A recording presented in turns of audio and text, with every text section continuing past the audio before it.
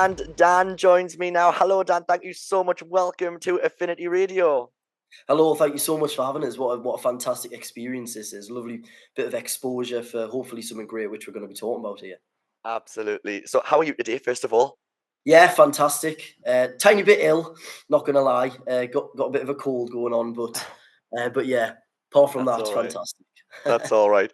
Well, get yourself out in the sunshine. Get it, flood it all out. Oh yeah, You'll be I mean fine. it's a lovely day, isn't it? It's very warm. I think I'll do a bit of work in the garden after this. Absolutely. So, Dan, let's get into it. You are only 17 years old, Yes, and you have founded your own entertainment company, production company, yes. and Burlison Entertainment. And tell us a little bit about what you do, about the production company, and you are also taking a play to the Newcastle Fringe as well this Indeed, yeah. year. So tell us all about Yes. it. So Burlison Entertainment, it founded last year when I was 16 years old. So um, I've always loved performing, and it's always been like the biggest part of my life. But I've always felt an incline to dive into new parts of performing and new parts of theatre, and I've always really been passionate about directing and producing and creating work. So I just thought, let's take the leap and see what can happen. And I knew a playwright, Tom Castlin, because I'd worked from the year before. And I just dropped him a message on Facebook saying, this is what I'm looking to do. I want to set up my own thing. I want to dive into new elements, what I haven't done before, and I want to create some work for people to come and watch. What plays have you got? Could you send me stuff over? So he sent us a load of plays that he's got. And I was instantly drawn to Snakes and Ladders, which was the first thing that I ever produced under Burlison Entertainment. So we did that at Laurel's in Whitley Bay, and we sold out 2 shows, which is absolutely fantastic.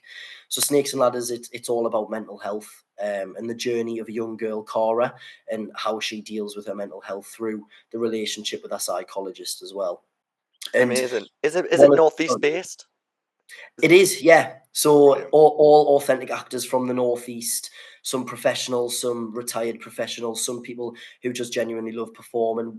Our youngest cast member was 13, and our oldest cast member was in their 60s, I believe. Wow. So we had an absolutely huge range of people who all loved theatre and who were all passionate about spreading the message behind the story as well. So it was an insane project to be a part of. And the first thing I produced as well, it was like such an incredible moment that it was like a community of people really coming together to watch it, to support it, to fund it.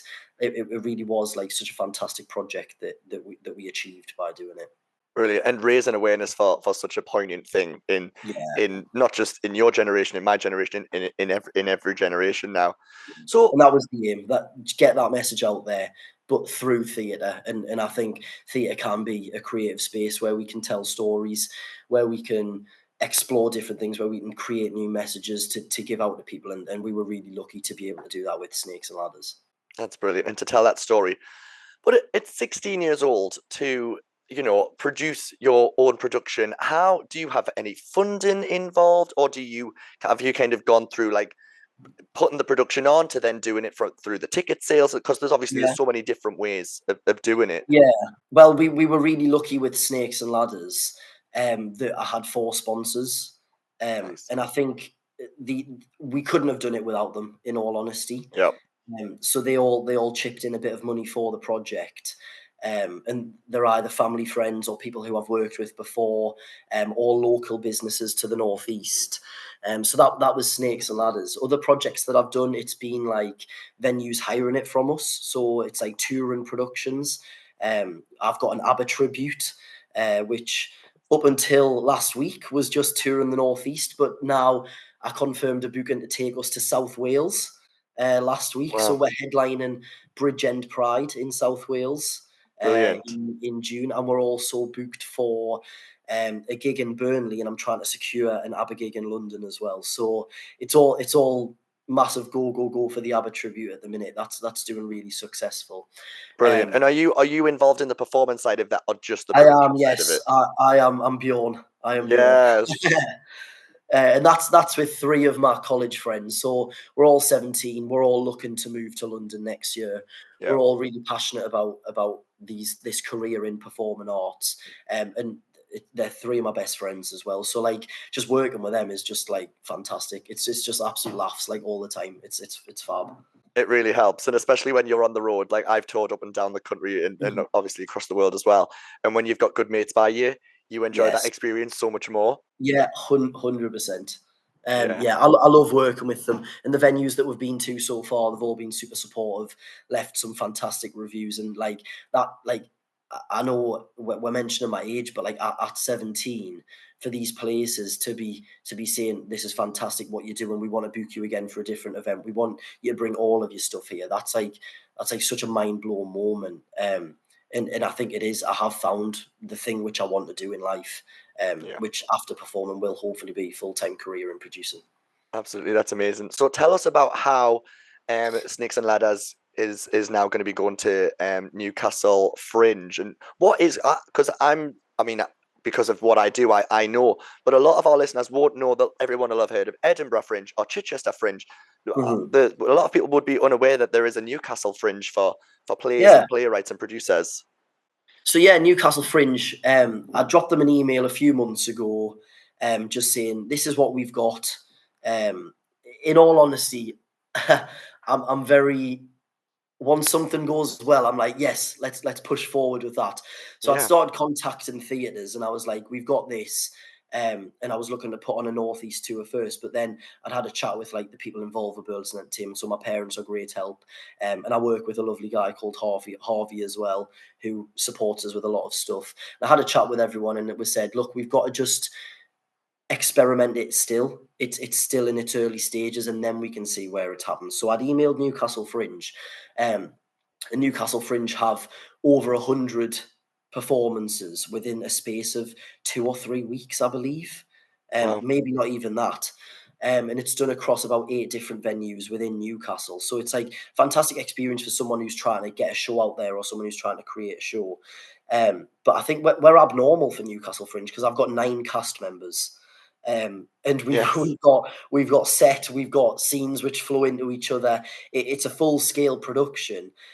So we're currently in the works of seeing how that's going to work for Newcastle Fringe, and it'll be fantastic. Fingers crossed.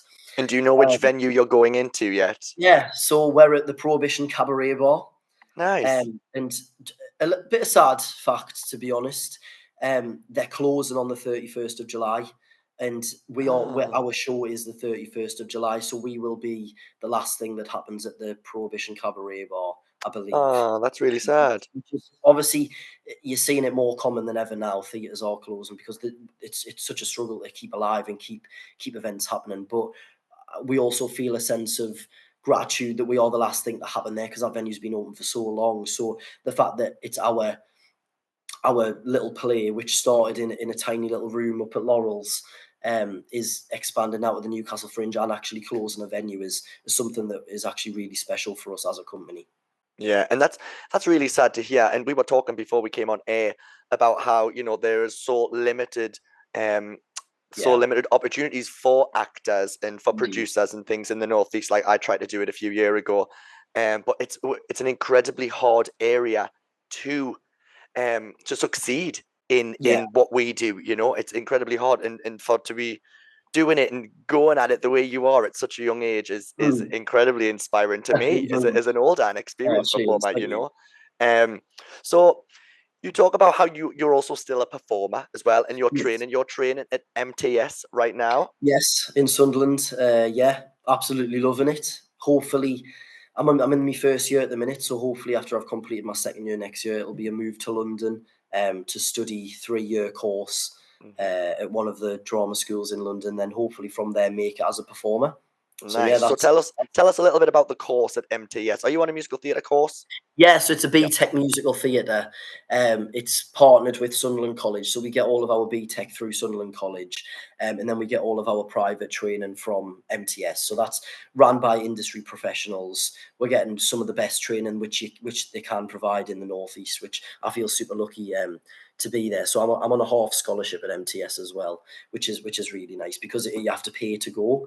So the fact that I do get a little bit of support with that as well is it makes it a lot more achievable. So yeah, Absolutely. So you've got 9 a.m. ballet, you've got 10:30 jazz, you've got all of indeed. it all day, all day. Oh, indeed. Well, from what I know, they base our timetable off a drama school timetable. Yeah. So we're getting into that experience. Like some days we're in from 9 o'clock and finishing at 6:30. It's like there's not many places in the northeast, never mind like in the UK, which are providing that some of that most intense training is what MTS is providing. It's grueling, and what a lot of people I think don't understand about, the training in musical theatre and in that aspect, we are athletes, we are training our bodies like athletes, like you just said, from dancing at from 8 a.m. in the morning till potentially 7 8 p.m. on an evening. It's grueling 5 to 6 days a week, and the And rehearsal process is exactly the same for a show and for a production, yeah. so um props to you, because I couldn't go Yeah. back to college now the way things are. You are a lot more advanced than we were back in my day, I tell you. So that's the thing. So you're in your first year right now. You'll do another year there, Yes. and then you're going to be looking at like the prestigious kind of London colleges. That's the aim. That would be fantastic. That's what Yeah. I'm aiming for. So what's the aim career wise? What's the ideal role? I'm taking you want to go obviously down the musical theatre route. Yes. What's your niche? Are you singer, dancer, actor, triple I threat? would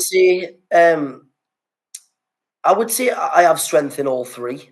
Good I, answer. I like to think that I'm pretty equal on all three, and that's what I'm really working at college, developing to get them all three at the same level. I think shows like Book of Mormon, that's my dream show to be in. Nice. Um, and that's very me, very cheesy, big hands, big strong arms, lots of elevation. That's kind of my style of musical theatre, working in an ensemble and very like strong danceability as well. That's what I would say my niche is within MT. That's good, and you'll be a very strong swing if you can do that. Hopefully, yeah. You know, absolutely. So, what does the future hold for Dan, and what does the future hold for Burleson Entertainment?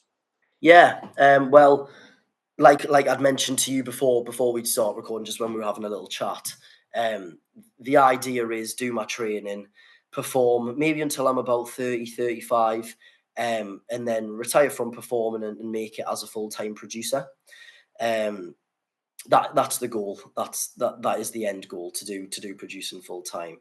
And Burlison Entertainment, I'd love to keep it alive when I go to London. Fingers crossed next year, and it Yeah, would be great to have a branch up here and a branch down there as well. Because what we are starting to really offer is these tribute acts and these gigs, and there's so many venues looking for stuff like that all around the UK. So if we can commute from two different areas, that would be absolutely fantastic. So that's the short term goal. We're thinking of new ideas literally every week. At the minute, we're producing a northeast tour of a show called Indiana Bones: Raiders of the Lost Bark. So we're touring that to loads of different venues in the northeast. We're trying to get it on at schools as well. It's like a little family show. So that's just like one example of ideas that we're coming up with. We've got a murder mystery circus themed, and it's just like, to be able to find this now, a place where I can just throw ideas and throw creativity onto a page and say, how do we make this work? Is this going to work? And then going through with it, I really have found the thing that makes me the happiest, and that is producing and creating my own work. So yeah, the long term goal for Burlison Entertainment is keep it alive, keep it successful, and then hopefully move on to big things like producing touring shows like UK tours, producing big pantomimes. I've always been involved in panto. I'm a regular at the Majestic in Darlington. So I'm booked again for Christmas panto this year. So that's a nice little fabulous. contract. I was Peter Pan for them last Christmas, and I've been with them for 2 years. So I do still love performing just as I love producing. Um, but And I yeah, think you can do both. That's the thing. I don't think, yeah. a lot of people And say, it helps. It helps as well, because I've got that mind of that's what it should look like performing, yeah, and then I've got that mind of that's how it should look like producing. So I do think they interlink quite nicely. absolutely. And I think, I've got one of my questions here is perform or produce. But I'm exactly the same. I love that creative Yeah. side. I love Yes. creating. I think as I've been on some of the most amazing stages in the country, in Europe, absolutely phenomenal. But when I produced my own thing, I'd never felt that feeling before. It's a completely Yeah, different feeling to see in totally your agree. production and your, your vision and your creative mind come together to Yeah. perform it out onto the stage. It's amazing, and the audience reaction as well, right? Yeah, honestly, there's a video of Snakes and Ladders after the first show and standing ovation, and then the camera pans to me, and I'm just sat there, just crying my eyes out, just watching everyone on stage. It was like something I've never felt before. Yeah, Watching because 8 weeks of like tough 3 days a week rehearsals, intense hours, insane amount of planning. Like just sat in my bedroom up until 3 in the morning, planning yeah, stuff, speaking to different people about things, and then to watch that come to life in the space of an hour and a half. And for the audience to love it, like not even close to what I thought they were going to. Like the reaction was amazing. It was just like such a touching moment and something which hopefully I will feel many times again for the many different fingers crossed things which I will be producing in the future. amazing. So the next Bill Kenwright, the next Cameron McIntosh on our hands from the Northeast, yeah, right? Here's to hoping. Absolutely. So before we wrap things up, so you can catch Snakes and Ladders at Newcastle Fringe at the Prohibition Yes, Bar. Dates are, the 31st of July. and people can get tickets where and when? I believe if you contact my page, so Burlison Entertainment, so we've got Facebook and Instagram. We're currently in the process of creating a website as well, so that should be live quite soon. If you contact the page, there'll be details on there when the ticket link goes live. It goes live on the 14th of May, so grab your tickets while you can because it's only 40 capacity. So hopefully they get snatched up. I'm sure they will. And obviously on the Facebook page you'll be able to see where your tribute acts are, Yes, where your murder mysteries are, and your family plays as well. So everything's going to be on that page. indeed, yeah. Well, Dan, thank you so much for joining me today. I Thank you really so much for having appreciate us. it. It's been great. I really enjoyed it. Of course. And like I say, we've probably got the next Charlie Stemp Mm. and Bill Kenwright coming from the Northeast right here mixed in one. But I Oh, that's very kind. Thank you. wish you the best of luck with the rest of your training and everything else. And we'll bring you back on another time and we'll catch Fantastic. up Yeah, and I'd see love what it's to. all about. Definitely. Thank you All so right. much, Gary. Do you have a song request for our listeners to listen to? Could be Oh, anything? anything you want, musical theatre, anything. We'll go Turn It Off from Book of Mormon. Lovely. That's We'll coming up go with that. next. That's Thank you coming up very next. much. Thanks, Dan. See you Bye. later.